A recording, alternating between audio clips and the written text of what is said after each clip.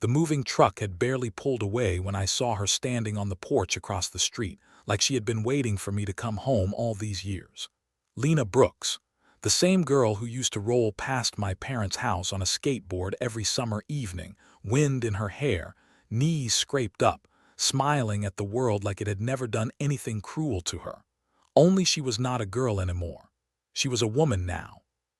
Standing there in the soft October light with one hand resting on the porch rail, looking straight at me like she could see past the duffel bag in my hand, and the tired lines on my face, and right into everything I had tried not to feel on the long drive back to Maple Ridge.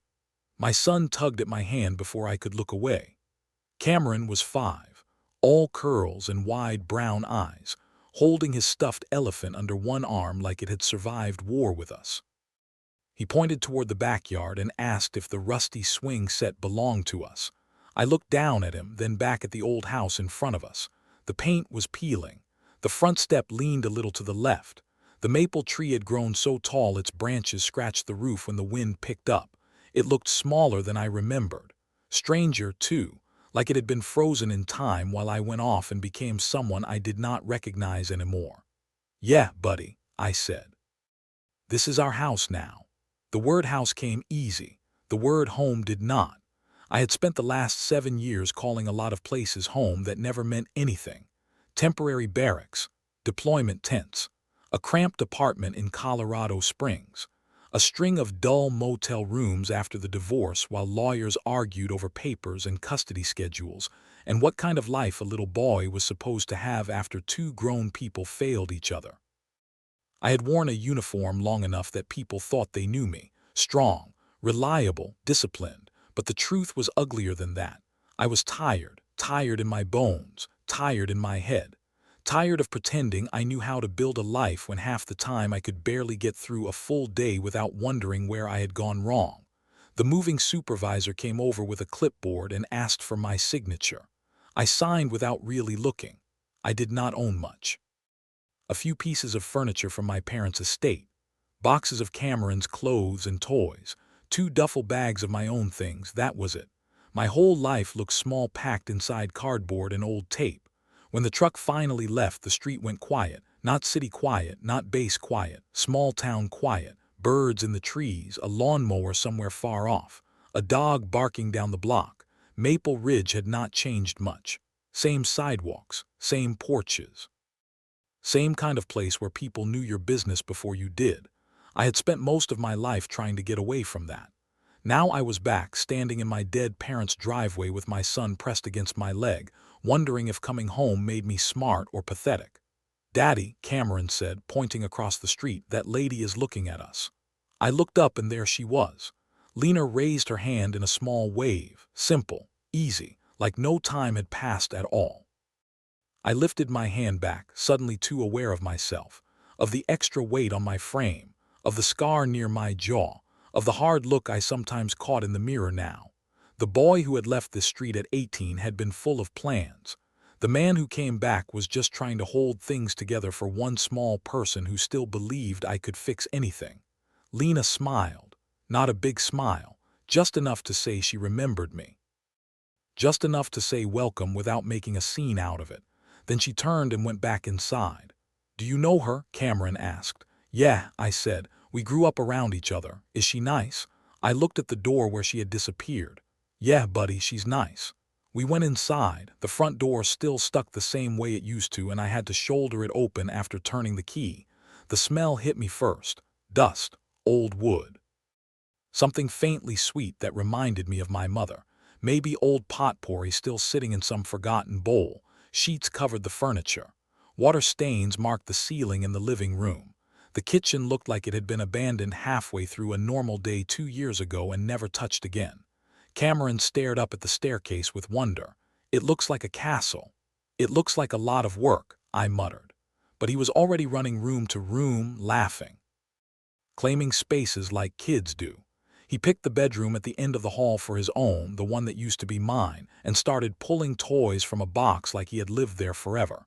I left him to it and stood in the kitchen staring at the empty refrigerator and the warped cabinets and the sink that dripped every few seconds like it was keeping time. I took out my phone and started making a list. groceries, cleaning supplies, new locks, paint, roof inspection. Furnace check, swing set repair. Then I stopped and laughed once under my breath because who was I kidding? I had a little savings, a modest military pension, no real job yet, just a maybe from a construction company in the next town over. The house needed more than I could afford. My son needed more than I knew how to give. But he needed one thing most, stability, a room that stayed his room, a school that stayed his school, a father who stayed. I set my phone down and looked out the kitchen window into the backyard. The swing set was old and crooked, but it was still standing. I could fix that. Maybe not everything, but that I could fix. A knock at the front door pulled me from my thoughts. When I opened it, Lena was standing there holding a casserole dish covered in foil. She had changed into a clean shirt and pulled her hair back. And there was something calm about her that made the chaos inside my house feel louder by comparison. "Hi," she said, her voice soft and a little rough, just like I remembered.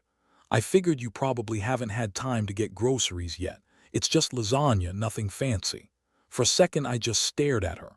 Out of all the things I expected when I came back to Maple Ridge, this had not been one of them. Not kindness this simple, not her. "You didn't have to do that," said. "I know." She held the dish out toward me, but I wanted to. I took it from her and the warmth of it settled into my hands. Behind me the house was a mess. My life was a mess. My son was upstairs making noise in a room that still held too many ghosts, and standing there on my front porch was a woman from my past looking at me like maybe none of that scared her. "Thank you," I said quietly. She smiled again, and this time it reached deeper. "Welcome home, Ethan." I stood there a second after she walked away, still holding the warm dish in my hands like it meant more than food. Maybe it did. Maybe it was just lasagna. Maybe it was the first kind thing anyone had done for me in so long that I had forgotten what simple kindness felt like when it came with no strings attached. Cameron came down the stairs the moment he smelled food. "Is that for us?" "Yeah," I said. "Miss Lena brought it over." He looked toward the front door like he expected her to still be there. "She is nice." "Yeah," I said again, quieter this time. "She is." We ate sitting on the living room floor because the dining table was still buried under boxes and old mail and one broken lamp I had not decided whether to keep or throw out. Cameron ate fast, asking between bites if we could fix the swing set tomorrow and if he could get a dog now that we had a yard and if the kids in town would like him. One question after another. One need after another. That was fatherhood. Tiny voices asking for things you were terrified you could not give. "We'll see," I told him when he brought up the dog again. He grinned like he had already learned that "we'll see" meant maybe yes if he was patient enough. After dinner, I found his pajamas in the wrong box, helped him brush his teeth in a bathroom that still smelled like my father's shaving cream, and read to him until his eyes finally started to close. He fell asleep holding that stuffed elephant against his chest, mouth slightly open, looking younger than 5 somehow. Softer, safer. I stood in his doorway longer than I needed to. That was another thing fatherhood did to you. It turned ordinary moments into silent promises. "I will keep you safe. I will stay. I will try not to fail you the way I have failed other people." When I finally went downstairs, the house was too quiet. I stepped out onto the porch and sat on the top step, elbows on my knees, staring out at the street under the weak yellow glow of the porch light. Across from me, one lamp was on in Lena's living room. I could see her moving inside, just a shape crossing from room to room. The last time I had looked at her through a window, I had been 18 years old and stupid enough to think wanting something and reaching for it were the same thing. I had watched her laugh with friends, watched her fly past on a skateboard, watched her leave for college while I packed up for the army.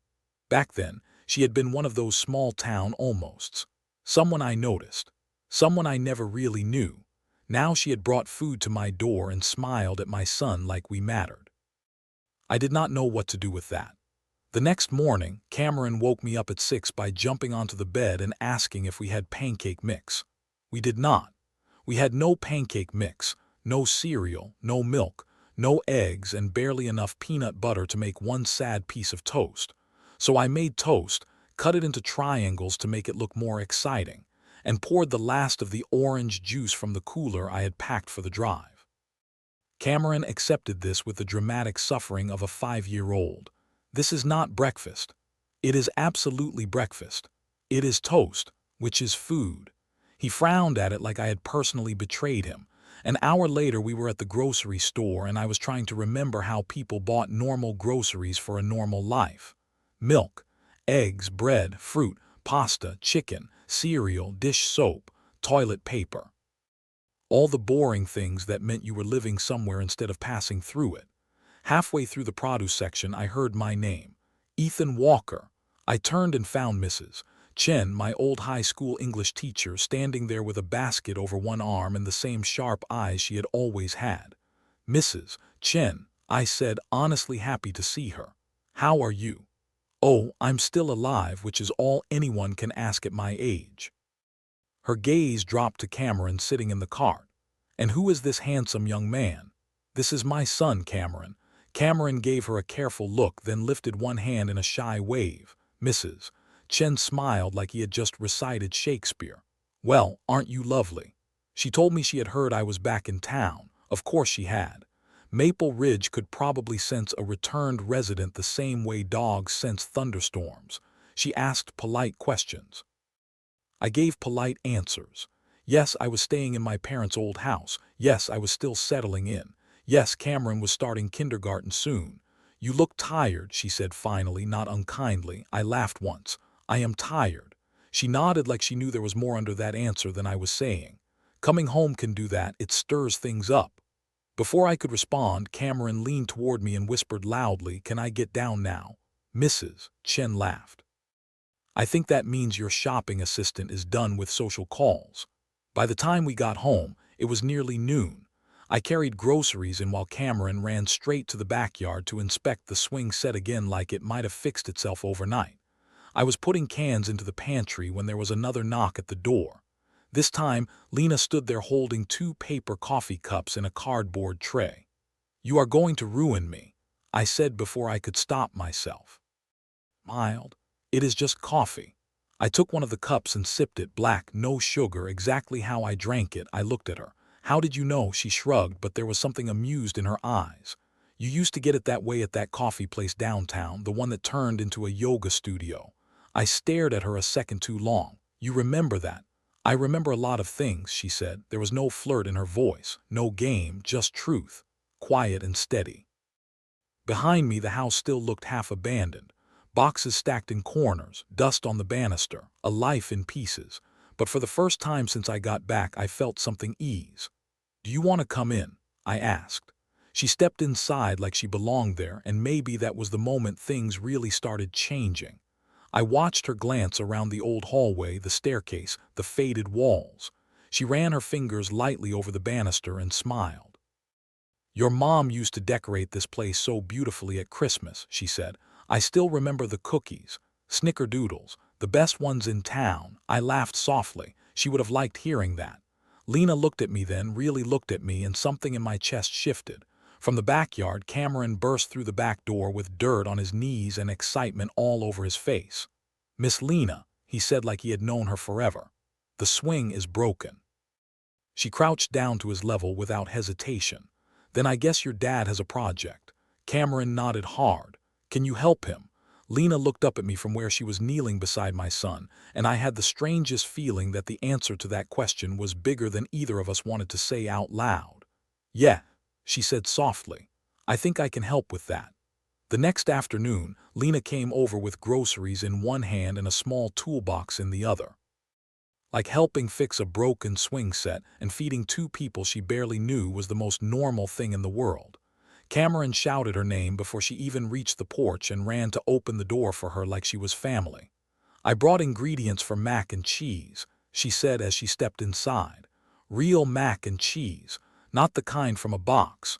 Cameron looked up at her like she had just promised him a trip to Disneyland. "Can I help?" "You can be my assistant," she said. "That is a very serious job." He puffed out his chest and took that job with the kind of honor only a little kid could give something so simple. I stood in the kitchen watching her move around like she had known the space forever. She set things on the counter, tied her hair back, handed Cameron a wooden spoon, and started explaining what they were making in this calm, patient voice that somehow made the whole room feel warmer. It should have felt strange having someone in my house like that. Instead, it felt like relief. Maybe that was the dangerous part. I leaned against the counter and crossed my arms. You really don't have to keep doing this. She looked over her shoulder. Doing what? Showing up with food, offering help, being nice to us. She smiled a little, but it was not a playful smile. It was softer than that, more careful. You say that like it is a bad thing. It is not a bad thing. I looked down at Cameron, who was stirring dry pasta in a bowl because he had been told not to stir the hot pot yet and was making the best of the delay. It is just more than I expected. From Maple Ridge or from me? I met her eyes for a second and looked away first. Both. She did not push. That was one of the first things I noticed about Lena as an adult. She gave people room, not distance. Room. There was a difference, while the water boiled. Cameron dragged us both to the back door so he could give daily updates on the swing set. He had named the left swing Rocket Seat and the right one Pirate Seat, even though neither one actually moved without making a sound like old bones cracking. Lena studied it with one hand on her hip. The frame is solid enough. It just needs work. I can fix it, I said. I know you can. She glanced at me. But that doesn't mean you have to do it alone. That should not have hit me as hard as it did. Most of my life had been built around doing things alone. Even in the Army, where people talk a lot about brotherhood and unit loyalty, there is still a part of you that learns to carry your own weight in silence. Then my marriage ended and silence turned into habit. Handle it yourself. Don't ask. Don't need. Don't expect. But Lena stood there talking about a swing set like she was really talking about something else entirely. Back inside, the cheese sauce started to come together. Cameron took his stirring job very seriously, tongue pressed between his teeth, eyes narrowed in concentration. Lena praised him like he was running a five-star kitchen. "Best assistant I've ever had," she said. He grinned at me. "See, I see." For a moment I just stood there and watched them, my son laughing, Lena smiling, steam rising from the pot, late afternoon light coming through the kitchen window. It was such a small scene. So ordinary, and maybe that was why it almost knocked the breath out of me, because I had spent years living in places where ordinary never lasted. When we finally sat down to eat, Cameron took one bite and made a noise like his whole life had changed. "This is better than Daddy's food." "That hurts," I said. "It is true though," he told me very seriously. Lena laughed, and I swear that sound did something to me. It loosened something that had been locked tight for years. After dinner, Cameron dragged her upstairs to show off his room. I followed slower, hearing his voice before I reached the doorway. "And this is Elephant. He sleeps here. And those are my books. And Daddy said maybe I can get a dog one day, but I think maybe he means no." "I think maybe he means maybe," Lena said. I stopped in the hall and leaned against the wall, just watching them through the open door. She sat on the edge of Cameron's bed like she had all the time in the world. She asked real questions. She listened to his answers like they mattered. She never did that thing some adults do where they smile at kids without actually hearing them. She made him feel important. That got to me more than I wanted it to. When Cameron finally wore himself out and flopped across the bed with his stuffed elephant under his chin, I stepped inside. "Okay, buddy. Time to get ready for bed." He looked at Lena. "Can she come back tomorrow?" The question was so simple and so hopeful it caught me off guard. "If she wants to," I said. "I want to," Lena answered before I could say anything else. Cameron smiled like that settled the matter. To him, maybe it did. I walked her to the door later after Cameron was brushed and changed and tucked in. The house was quiet again, but not in the same lonely way as the first night. Now it felt like something had happened inside it, like laughter had soaked into the walls. Lena stood on the porch with her hands in the pockets of her jacket. The air had turned cold. I could see my breath. "Thank you," I said. She tilted her head. "For the mac and cheese, for all of it."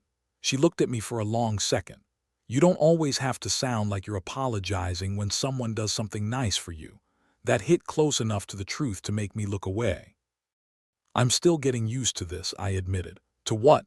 "Being back, letting people in, feeling like—" I stopped. "Like maybe you don't have to do everything by yourself." She finished quietly. I looked at her then, really looked at her, at the way the porch light caught in her hair, at the steadiness in her face, at the fact that somehow she had understood exactly what I meant even when I had not said it clearly. "Yeah," I said, "like that."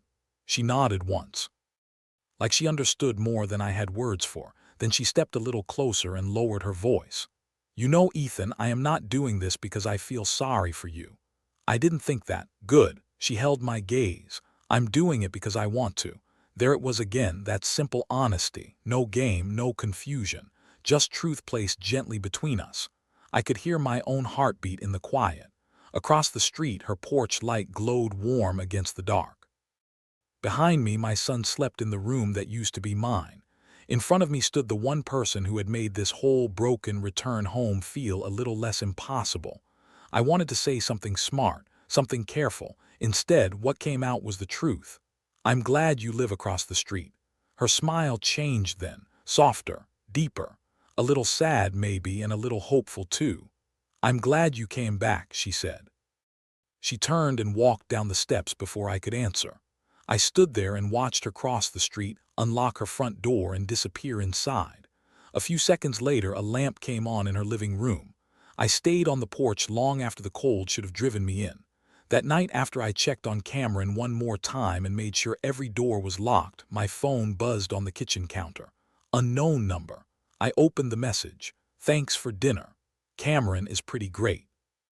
I stared at it for a second, then typed back, "Thank you for making it. He already thinks you're the best cook in town." The reply came fast. "He has good taste." Before I could stop myself, I smiled. Then another message came. "You doing okay?" 3 words, simple, but no one had asked me that in a long time and actually meant it. I leaned back against the counter and looked around the kitchen. The old cabinets, the scratched table, the half-unpacked boxes still shoved against the wall. My whole life was sitting in pieces around me, and somehow that question made me feel seen in a way I had forgotten was possible. I typed slowly. "I think so, still figuring it out." A pause. "Then you don't have to figure it all out tonight." I stared at the screen a long time after that, because the thing was, I knew she was not just talking about the house. The next morning was Saturday, and Cameron woke up before sunrise asking if it was swing set day.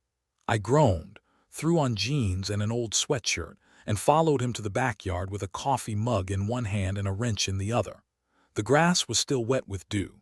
The air had that cold October bite that makes you feel more awake than you want to be.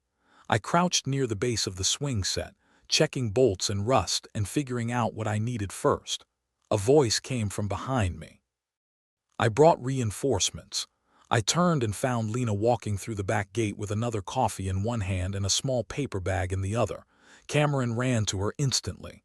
"Did you bring donuts?" She held up the bag. "I did." He looked at me like this proved she was magic. "You really don't stop, do you?" I asked. "Nope." She handed me the extra coffee. "And before you say I didn't have to, I know I wanted to." Cameron was already pulling her toward the swing set. "We have to fix Pirate's seat first." Lena looked at me over his head, and something passed between us then. Something quiet and steady and a little terrifying. Because for the first time since I came back, I did not feel like a man standing in ruins. I felt like maybe, with the right people beside me, I could build something again. And that scared me almost as much as it made me want it. We spent the whole morning in the backyard working on that swing set like it was the most important job in the world. To Cameron, maybe it was. He ran back and forth between Lena and me, carrying tools he could barely lift, giving updates no one asked for, and calling himself the boss of the project. Lena took every word seriously.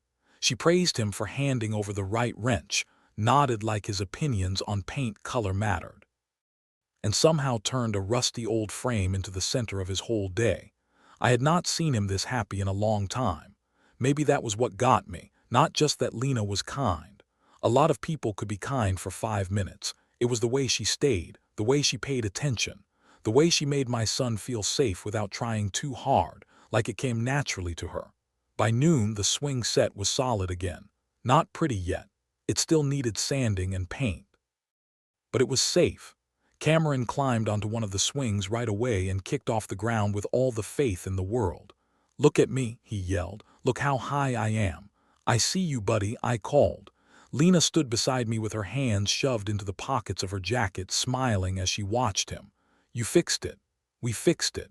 She glanced at me when I said that, and I could tell she noticed the choice of words. So did I.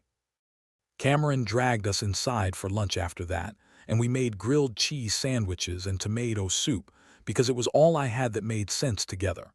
He talked the whole time about school starting soon, about getting a dog, about whether he thought the trees in our backyard were old enough to remember dinosaurs. Lena answered every strange question with a straight face. I mostly listened and watched the two of them, trying not to get too used to something I did not know how to keep. After lunch, Cameron wanted to draw at the kitchen table. He spread crayons everywhere and got quiet in that serious little kid way he had when he was focused. Lena helped him sound out words for the top of the page. He was making a sign for his bedroom door. Cameron's room, written crooked and proud. I took the chance to step out onto the porch for a minute and breathe. The air was cold enough to sting a little. I stood there with my hands on the railing, looking out at the street, trying to settle the strange pressure in my chest. It had been building all day, maybe all week. The screen door creaked behind me. Lena stepped out and came to stand beside me. She did not say anything at first. That was another thing about her. She did not rush silence. She let it be what it was. Finally, she looked over at me. "You do that a lot." "Do what?" "Leave the room when things start to feel too real." I laughed once, but there was no humor in it. "You make it sound like a bad habit, isn't it?" I looked out at the street again. "Maybe." She leaned on the railing beside me. "You don't have to talk if you don't want to." That almost made me talk more than anything else. I kept my eyes ahead. "I don't know what I'm doing. With the house, with any of it."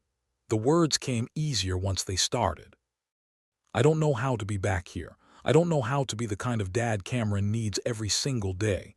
I don't know how to build a life that actually lasts. And I definitely don't know what to do with." I stopped. "With what?" she asked softly. I turned and looked at her. "With you," I thought. Out loud, I said, "with things feeling easy." That got her attention. I could see it in her face. "Easy scares you?" she asked. "Yeah." "Why?" "Because everything important in my life had gone wrong. Because the last time I tried to build something with someone, it cracked apart in my hands. Because the army had taught me to wait for impact.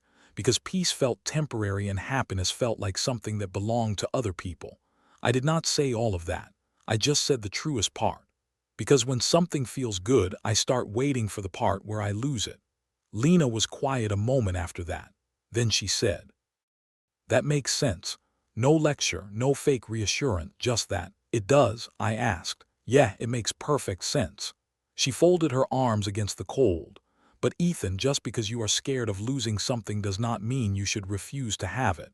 I looked at her and there was no pity in her face, no pressure either, just honesty. My throat felt tight.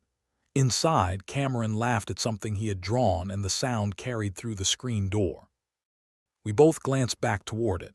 "He loves you, you know," I said quietly. Her expression softened. "I love him too."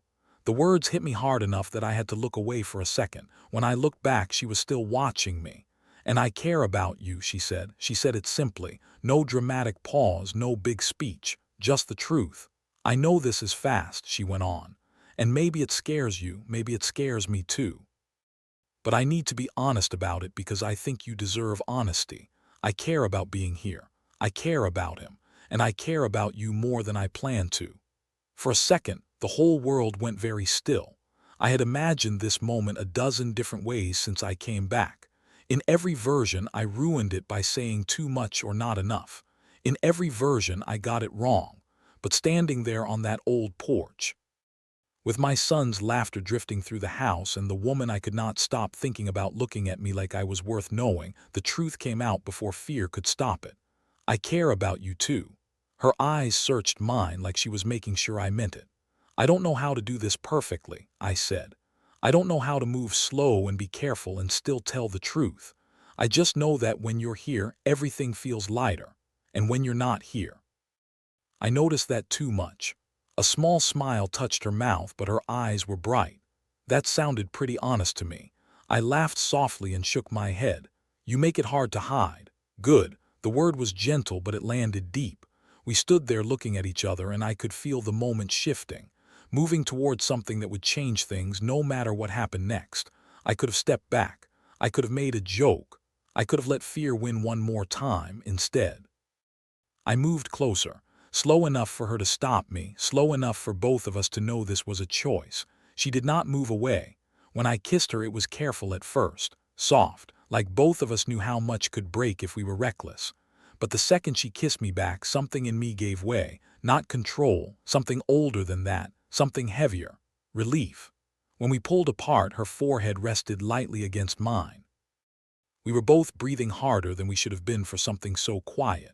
Then from inside the house, Cameron shouted, "Daddy, where are you?" I spelled room wrong. Lena laughed first. I laughed right after her.